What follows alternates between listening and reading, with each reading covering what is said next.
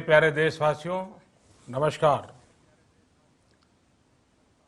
Corona के खिलाफ लड़ाई में जनता कर्फ्यू से लेकर आज तक हम सभी भारतवासियों ने बहुत लंबा सफर तय किया है। समय के साथ आर्थिक गतिविधियों में भी धीरे धीरे तेजी नजर आ रही है। हम में से अधिकांश लोग अपनी जिम्मेदारियों को निभाने के लिए, फिर से जीवन को गति देने के लिए रोज घरों से बाहर निकल रहे हैं। त्योहारों के इस मौसम में बाजारों में भी रौनक धीरे धीरे लौट रही है, लेकिन हमें ये भूलना नहीं है कि लॉकडाउन भले चला गया हो, वायरस नहीं गया है। बीते 7-8 महीनों में प्रत्येक भारतीय के प्रयास से भारत आज जिस संभली हुई स्थिति में है, हमें उसे बिगड़ने नहीं देना है और अधिक सुधार करना है।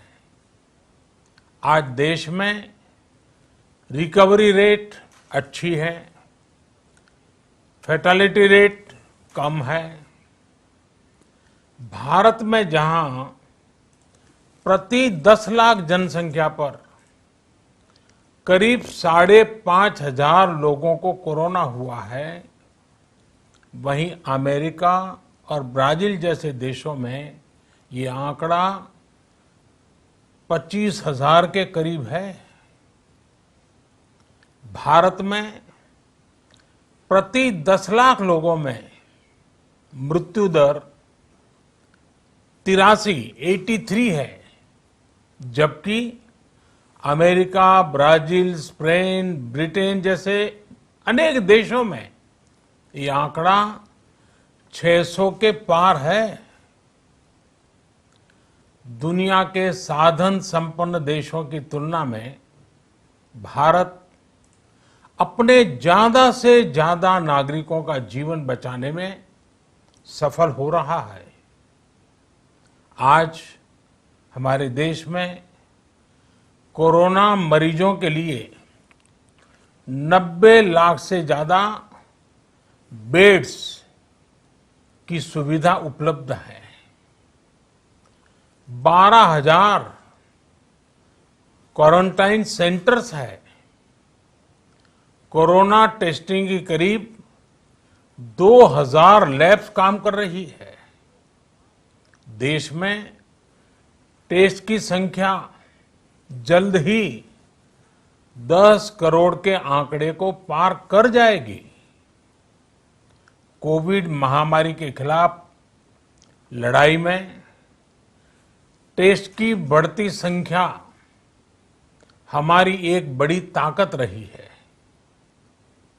सेवा परमो धर्म के मंत्र पर चलते हुए हमारे डॉक्टर, हमारे नर्सिस, हमारे हेल्थ वर्कर्स, हमारे सुरक्षाकर्मी और भी सेवा के भाव से काम करने वाले लोग इतनी बड़ी आबादी की निस्वार्थ सेवा कर रहे हैं। इन सभी प्रयासों के बीच ये समय लापरवाह होने का नहीं है।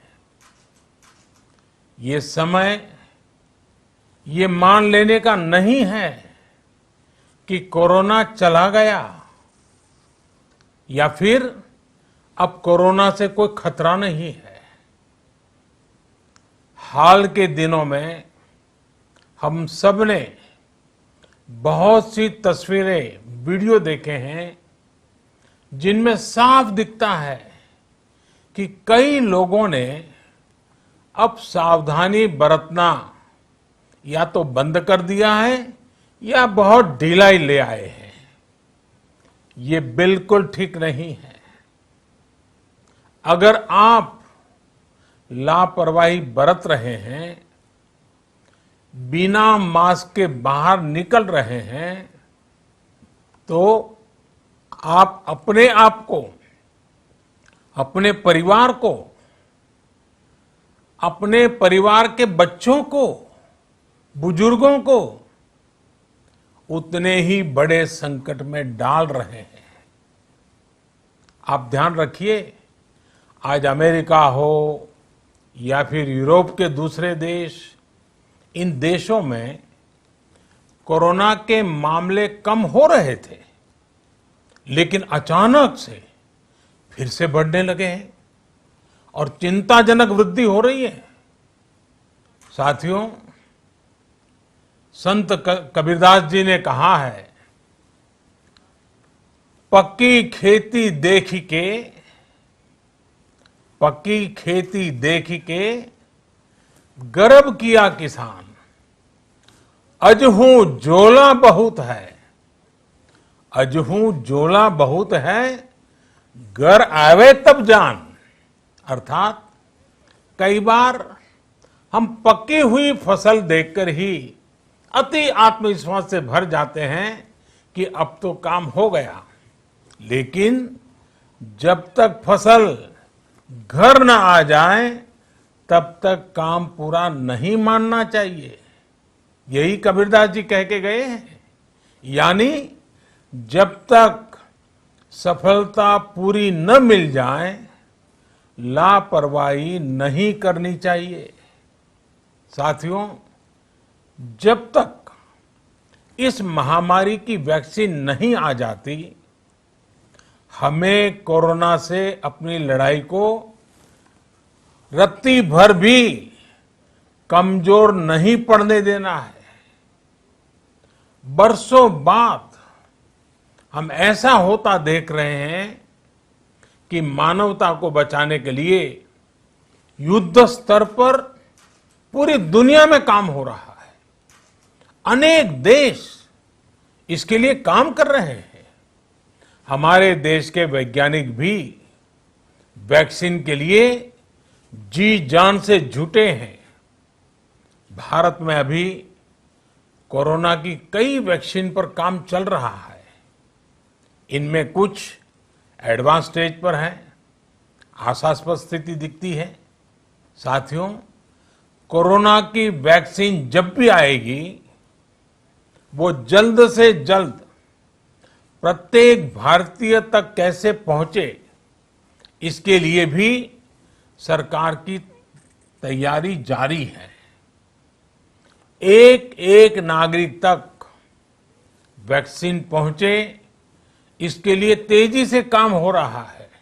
साथियों, रामचरितमानस में बहुत ही शिक्षाप्रद बातें हैं, सीखने जैसी बातें हैं, लेकिन साथ साथ अनेक प्रकार की चेतावनियां भी हैं। जैसे रामचरितमानस में बहुत बड़ी बात कही गई है, रिपु रुज पावक पाप, रिपु रुज पावक पाप, प्रभु अहि गनीय न छोट करी। अर्थात आग, शत्रु, पाप यानी कि गलती और बीमारी, इन्हें कभी छोटा नहीं समझना चाहिए।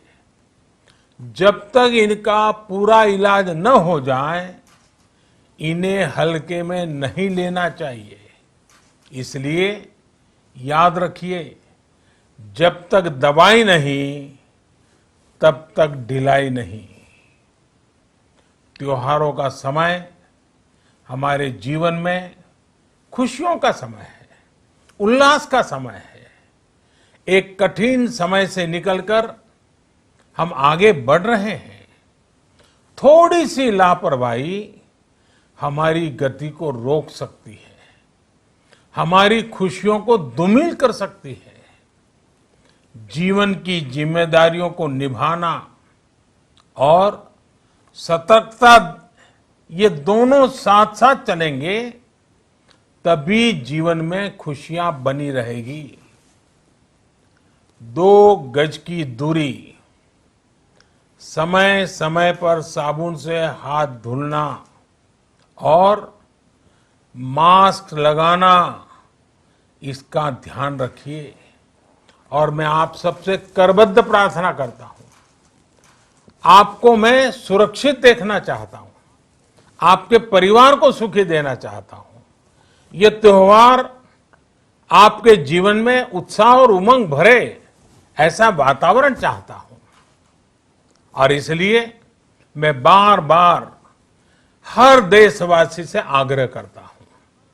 मैं आज अपने मीडिया के साथियों से भी, सोशल मीडिया में जो सक्रिय हैं उन लोगों से भी बड़े आग्रह से कहना चाहता हूं कि आप जागरूकता लाने के लिए, इन नियमों का पालन करने के लिए जितना जन जागरण अभियान करेंगे, ये आपकी तरफ से देश की बहुत बड़ी सेवा होगी।